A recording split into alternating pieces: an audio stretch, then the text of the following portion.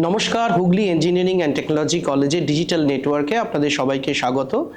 আজকে meet the অ্যাচিভার্সের দ্বিতীয় পর্বে আমাদের সঙ্গে রয়েছেন এমন এক অতিথি যে আমাদেরই কলেজের কৃতি ছাত্র, বর্তমানে আইআইটি খড়গপুরে কম্পিউটার সায়েন্স অ্যান্ড ইঞ্জিনিয়ারিং ডিপার্টমেন্টের পড়ুয়া। আজকের এই বিশেষ শোতে তোমাকে স্বাগত সানি। সানি, তুমি 2023 সালে এইচইটিসি থেকে কম্পিউটার সায়েন্স অ্যান্ড ইঞ্জিনিয়ারিংয়ে বিটেক কমপ্লিট করেছিলে। এবার তারপর আমরা যেটা জানি যে তুমি 2024 সালে সর্বভারতীয় গেট পরীক্ষায় অল ইন্ডিয়া র্যাঙ্ক সম্ভবত 370, তাই তো? এবং এই যে অল ইন্ডিয়া র্যাঙ্ক 370, আপনাদের বলি যে এটা কিন্তু অত্যন্ত কঠিন একটি পরীক্ষা, সর্বভারতীয় পরীক্ষা, এবং দ্বিতীয় প্রচেষ্টাতেই কিন্তু 370 র্যাঙ্ক করা মোটেই সহজ কাজ নয়। এবং সেই র্যাঙ্কের মধ্যে দিয়ে আজকে আইআইটি খড়গপুরের কম্পিউটার সায়েন্স ডিপার্টমেন্টের 4th সেমেস্টারের স্টুডেন্ট সানি দাস।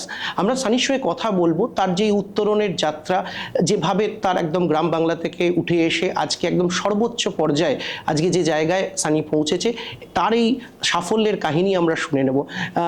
একদম প্রথমে একটু বলো সানি, এই যে এই মুহূর্তে তুমি 4th সেমেস্টারের স্টুডেন্ট, ঠিক কীরকম, মানে কোনো একটা কি স্বপ্নের মতন মনে হয় যে একদম মানে তোমার ছোটবেলার যে স্কুল, একদম হুগলি জেলার একটা গ্রামাঞ্চল থেকে তোমার উঠে আসা, সেখান থেকে একদম আইআইটি খড়গপুরের কম্পিউটার সায়েন্স ডিপার্টমেন্টে আজকে এমটেক, এই সাফল্যের কাহিনীটাকে যখন পিছনে ফিরে দেখো কীরকম মনে হয়? পেছনে ফিরে যদি তাকাই স্যার, খুবই ভালো লাগে। মানে কোনোদিন কল্পনা করিনি এরকম একটা জায়গায় মানে পৌঁছাবো জীবনে। অ্যাকাডেমিক্স বলুন বা অন্যান্য যে এনভায়রনমেন্ট বলুন, ওখানে গিয়ে নিজেকে খুব বেশি এক্সপ্লোরও করা যায়, তো খুবই ভালো লাগে আর কি।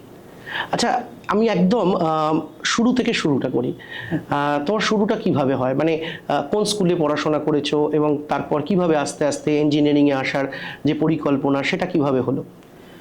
একদম শুরু থেকে শুরু করলে একদম প্রথম প্রাইমারি স্কুল আমাদের গ্রামেই একটা ছিল, দ্বারবাসিনী তারকনাথ বঙ্গ প্রাথমিক বিদ্যালয়। তো সেখানেই ক্লাস 1 থেকে 4 অবধি পড়া হয়। তারপর ক্লাস 5 to 12 ওখানেই গ্রামেই স্কুল ছিল, দ্বারবাসিনী কুমার রাজেন্দ্র হাই স্কুল। তো সেখানেই 12 অবধি কমপ্লিট করি। এইচএস সেখান থেকেই কমপ্লিট হয়। তারপর জয়েন দেওয়া হয়, এইচইটিসিতে অ্যাডমিশন নেওয়া হয় বিটেকের জন্য। তারপর বিটেক কমপ্লিট হয়। বিটেক কমপ্লিটের পর গেট এক্সাম দেওয়া হয়। গেট এক্সামের থ্রু বর্তমানে আইআইটি খড়গপুরে এমটেক চলছে স্যার। আচ্ছা, অনেকের মধ্যে যে একটা ধারণা থাকে যে যারা গ্রাম বাংলার ছাত্রছাত্রী যারা রয়েছে, তারা বোধহয় ঠিক ততটা সর্বভারতীয় পরীক্ষায় ঠিক পেরে ওঠে না। যারা বিভিন্ন মেট্রোপলিটন সিটিজ থেকে যারা উঠে আসে, বড় শহর থেকে, এবং অনেক নামি দামি কোচিং সেন্টারে পড়াশোনা করে, তারাই বোধহয় খুব সম্ভবত জেই মেন বা গেটের মতন পরীক্ষায় তাদের সাফল্য আসে। সেই মিথটাকে তো তুমি অনেকটাই ভেঙে দিয়েছো।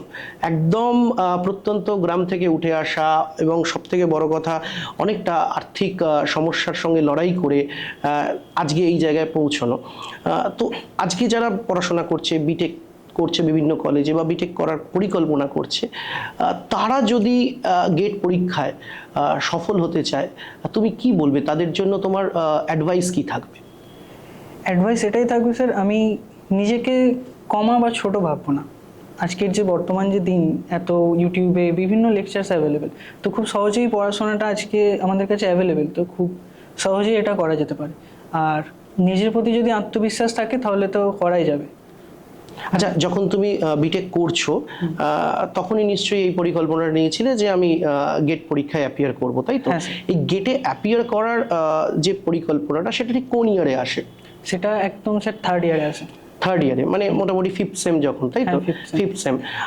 তো এই 5th সেম থেকে জার্নিটা একটু বলো, মানে কিভাবে প্রস্তুতিটা কিভাবে শুরু হলো? প্রস্তুতিটা শুরু হলো, আমরা যখন 5th সেম তখন আমাদের কোভিড চলছিল। তো সেই টাইমে সেমিস্টারের জন্য পড়ার যে পদ্ধতিটা ছিল, তো আমরা ইউটিউব থেকে লেকচার দেখতে শুরু করি। তো সেখানে গিয়েই দেখি যে গেট এক্সামের বিভিন্ন লেকচার্স আসতে, তো আস্তে আস্তে সেই লেকচার দেখতে দেখতে মনে হয় আচ্ছা, এই যে এক্সামটা এটা ক্র্যাকেবল আছে, মানে এটা আমি করতে পারি। তো তখন থেকেই আস্তে আস্তে বিভিন্ন সাবজেক্টের প্রিপারেশন শুরু হয়, পুরোটাই সেলফ স্টাডি ছিল। আচ্ছা, সেলফ স্টাডি। তুমি কোনো কোচিং সেন্টারে অ্যাডমিশন নিয়েছিলে? না স্যার, কোনো কোচিং সেন্টারে অ্যাডমিশন নিইনি। আচ্ছা, এই যে কোভিডের সময়, এটা তো একটা খুব কঠিন সময়, ক্লাস করা যাচ্ছে না, ল্যাব করা যাচ্ছে না, মানে অফলাইন ক্লাস বা প্র্যাকটিক্যাল ল্যাবে এসে করার সুযোগ নেই। সেই সময় যখন তুমি কলেজে পড়ছো, যে অনলাইন ক্লাসেস কন্ডাক্টেড হয়েছে, ডেফিনেটলি রিগোরাস অনলাইন ক্লাসেস, এবং যতটা সম্ভব প্র্যাকটিক্যাল সেশনস অনলাইনে করা সম্ভব সেগুলো তোমরা অ্যাটেন্ড করেছো। তো সেই সাপোর্টটা কীরকম পেয়েছো, মানে কলেজের যে সাপোর্ট সেটা তোমরা কিভাবে পেয়েছো? কলেজের সাপোর্ট সে সময় খুবই ভালো ছিল, কারণ অনলাইনে রেগুলার ক্লাস হতো রুটিন ওয়াইজ, এবং ল্যাবও অনলাইনে নেওয়া হতো। ডিজিটাল ইলেকট্রনিক্সের যে ল্যাব ছিল সেগুলো অনলাইনে বিভিন্ন সফটওয়্যারের মাধ্যমে তখন আমাদের করা হতো। সো একটা পরিষ্কার থিঙ্কিং প্যাটার্ন আমাদের ছিলই, মানে অ্যাকাডেমিক্সে গ্যাপ আমাদের আসেনি। অ্যাকাডেমিক্সে গ্যাপ আসেনি, সেটা খুব বড় বিষয়।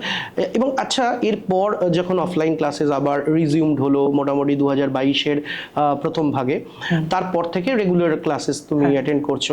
এবার এই সময়তে যে কলেজে যে অ্যাপটিটিউড এবং সফট স্কিলসের যে ট্রেনিং, সেই ট্রেনিং কতটা সাহায্য করেছে? কারণ আমরা যে কোনো পরীক্ষায়, শুধু সর্বভারতীয় পরীক্ষার জন্য নয়, পাশাপাশি ক্যাম্পাস ড্রাইভের জন্য বা অন্যান্য সরকারি পরীক্ষার জন্য একটা প্রস্তুতি দরকার। এবার সবার পক্ষে তো বাইরে থেকে কোচিং রিসিভ করা সম্ভব নয়, বিভিন্ন কারণ আছে তার। তো আমরা যে ধরনের কোচিং অফার করে থাকি বা স্পেশাল ট্রেনিংসগুলো অফার করে থাকি, সেইটা কতটা সাহায্য করেছে?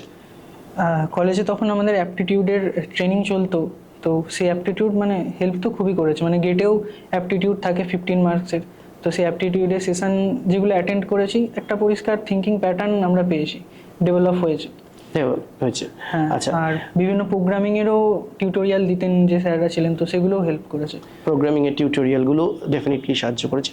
আচ্ছা, এবার এই যে তুমি অল ইন্ডিয়াতে এই 370 র্যাঙ্ক করলে, এরপরেতে ডেফিনেটলি তোমার কাছে অনেকগুলো অফার ছিল নিশ্চয়ই, মানে আইআইটি খড়গপুর ছাড়াও হয়তো অন্য আইআইটিগুলোতে। তো আইআইটি কেজিপি চুজ করে নেওয়ার কারণটা কি, মানে তার ইকুয়েশনটা কি ছিল যে অন্য আইআইটি নয়, আইআইটি খড়গপুরেই তুমি গেলে? এটা কি একটাই কারণ যে এটা তোমার স্টেটের মধ্যে কাছাকাছি বলে, না অন্য কোনো কারণ রয়েছে? এটার মেন দুটো কারণ। এক হচ্ছে সবথেকে প্রথম কারণ যেটা বলতে হয়, স্টেটের মধ্যে যাতে আমার যাতায়াতের সুবিধা হয়। সেকেন্ড কারণ, এটা সবথেকে ওল্ডেস্ট আইআইটি ছিল আর লার্জেস্ট আইআইটি ছিল, তো এখানেই কম্পিউটার সায়েন্স অ্যান্ড ইঞ্জিনিয়ারিং ভর্তি হয়ে যায়। এই দুটোই মেন কারণ। এবার ইউজি আন্ডার গ্র্যাজুয়েট কলেজ থেকে আইআইটির মতো একটা প্রিমিয়ার ইনস্টিটিউটে ডেফিনেটলি তার তো অনেক ডিফারেন্সেস থাকে, এবং সেখানে গিয়ে তুমি অত্যাধুনিক ল্যাব প্রফেসরদের সঙ্গে পরিচিত হচ্ছ, এবং চোখের সামনে নতুন নতুন চ্যাপ্টার খুলে যাচ্ছে, একটা নতুন জগৎ খুলে যাচ্ছে, অনেক সম্ভাবনা তৈরি হচ্ছে।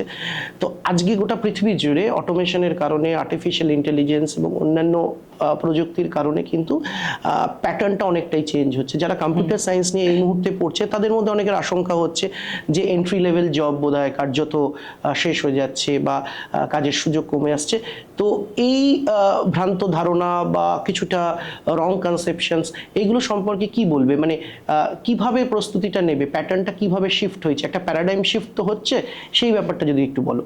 স্যার, আমরা যদি দেখি তাহলে কাজ যে শেষ হয়ে যাচ্ছে সেটা কিন্তু নয়, বাট কাজের নেচার চেঞ্জ হয়ে যাচ্ছে, কাজের ধরন চেঞ্জ হয়ে যাচ্ছে।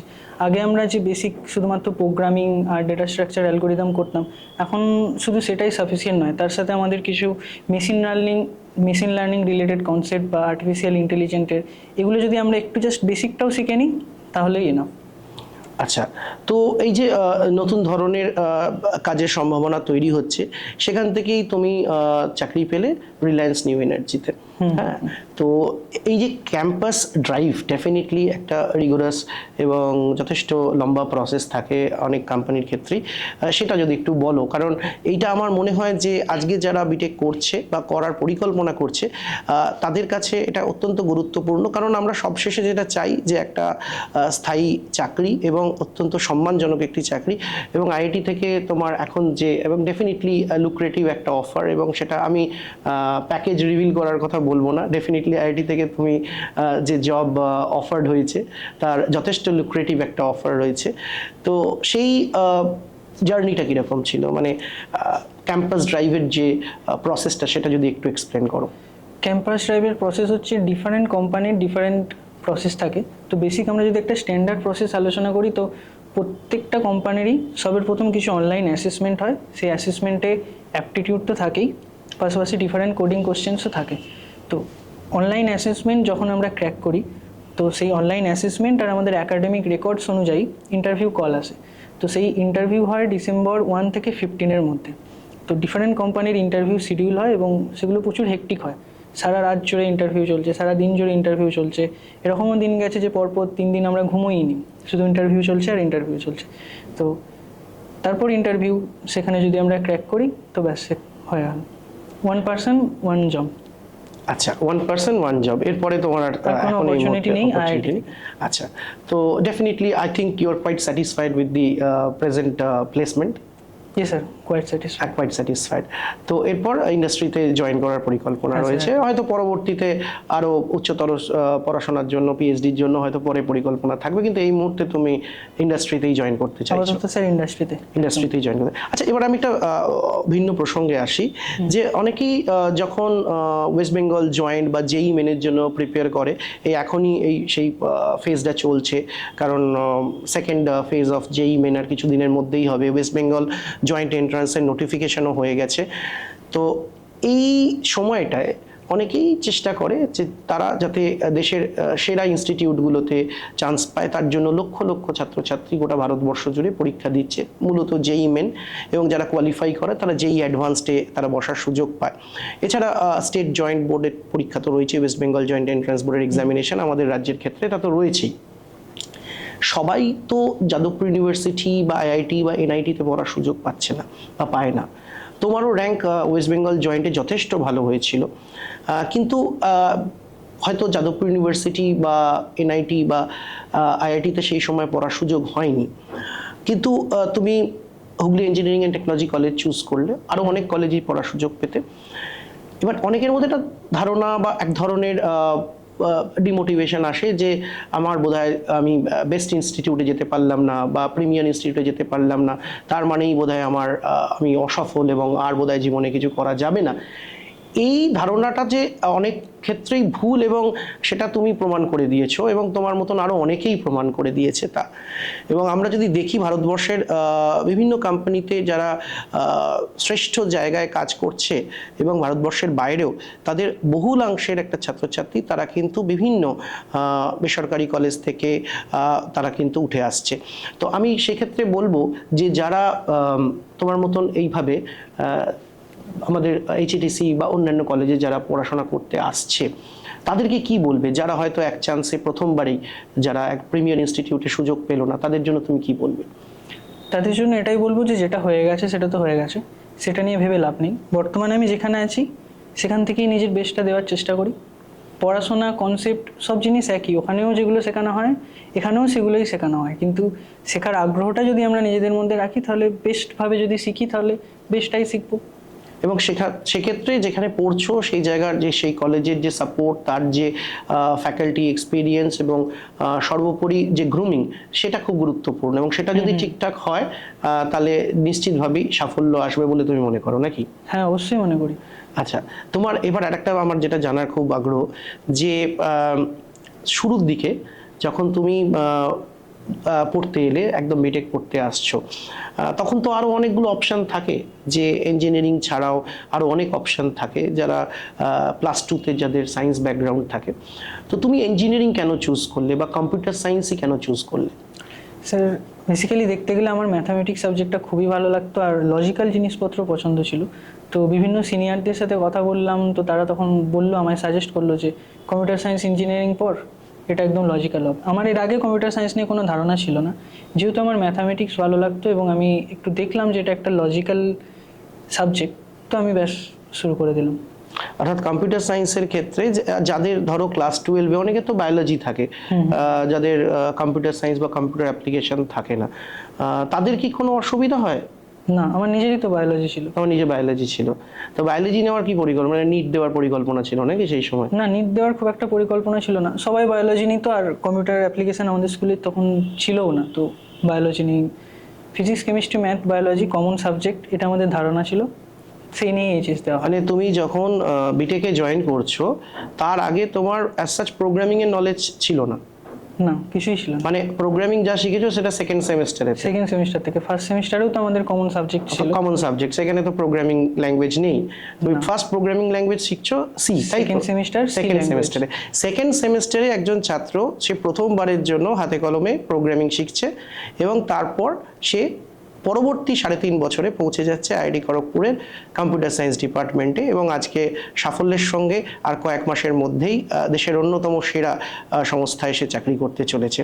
ফলে একটা জিনিস কিন্তু আমাদের কাছে খুব পরিষ্কার যে যদি শেখার ইচ্ছা থাকে, আমরা যদি সেইভাবে আমাদের নিজেদেরকে ট্রেন করি এবং সঠিক সাপোর্ট আমরা পাই, তাহলে ডেফিনেটলি আমরা আমাদের নির্দিষ্ট লক্ষ্যে পৌঁছে যেতে পারবো। সানির মতন এরকম অসংখ্য ছাত্রছাত্রী প্রতি বছর আমাদের কলেজ থেকে, এবং ডেফিনেটলি আমি শুধু বলবো যে আমাদের কলেজ নয়, বহু কলেজ থেকেই তারা কিন্তু পৌঁছে যাচ্ছে একদম সাফল্যের সেরা ঠিকানায়।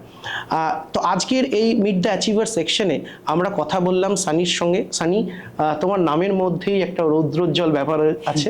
তোমার জীবন আরও আলোকিত হোক এবং আগামী দিনে তুমি আরও সাফল্য অর্জন করো এবং তোমার যে অভীষ্ট লক্ষ্যে তুমি পৌঁছে যাও। এবং আমার দর্শক বন্ধুদের জন্য এবং যারা বিশেষ করে যারা এই মুহূর্তে কলেজে পড়াশোনা করছো, এইচইটিসি বা অন্যান্য কলেজে, কিংবা যারা স্কুলে পড়াশোনা করছো, যারা আগামী দিনেতে প্রযুক্তি নিয়ে পড়াশোনা করার চিন্তা ভাবনা করছো, তাদের জন্য একটাই কথা বলার যে আমরা যদি আমাদের নির্দিষ্ট লক্ষ্যে কাজ করে যেতে পারি, তাহলে ডেফিনেটলি সেখানে সাফল্য আসবে এবং সানির মতোই আগামী দিনে তোমরাও কিন্তু এগিয়ে যেতে পারবে। আজকের এই বিশেষ পডকাস্টে আসার জন্য সানি অনেক অনেক ধন্যবাদ। ভালো থেকো এবং আগামী দিনের জন্য অনেক অনেক শুভেচ্ছা। আপনারাও ভালো থাকবেন। নমস্কার।